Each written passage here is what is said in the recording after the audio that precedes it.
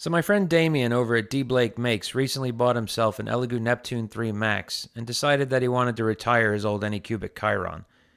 I asked him what he planned on doing with his machine, and his response to me was, take it home and work your magic. Now, I didn't have the heart to tell him that I don't know magic, so I took a swing over to the Oogly Googly and picked up a couple of tricks, and I'm pretty confident I can make something work. So with that being said, let's try to work a little magic here. Well, that's strange. Let's try again. Well, it's not exactly what I was hoping for, but we are getting somewhere. So let's try again. Well, I'll work on it.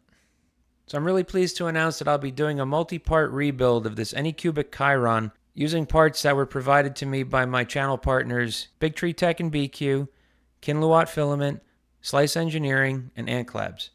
I'll be replacing the main board with this Manta E3 EZ board using the CB1 that was provided to me from my previous video. Along with that, it'll be coupled to an HDMI 5 display that will replace the touchscreen on the right. The hot end will be a Mosquito from Slice Engineering. I'm going to couple that with this SB2209 CAN board and this Nomi display for a Voron Stealth Burner.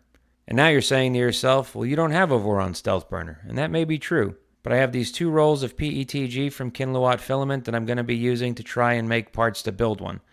And I know, Voron parts are supposed to be ABS, but I don't have the necessary means to print ABS, so I'm just going to give this a shot and see how it works. Along with that, I'll be using an Ant Labs BL Touch that was provided to me in a little care package that Ant Labs sent me when I did the auto bed level shootout video. So I wanted to take this moment to thank all of my channel providers, as well as all of my subscribers who are helping to keep this channel going, and especially Damien Blake over at D Blake Makes for providing me with this Anycubic Chiron, because without him, this video series wouldn't have been possible. And with that, let's rip this thing apart.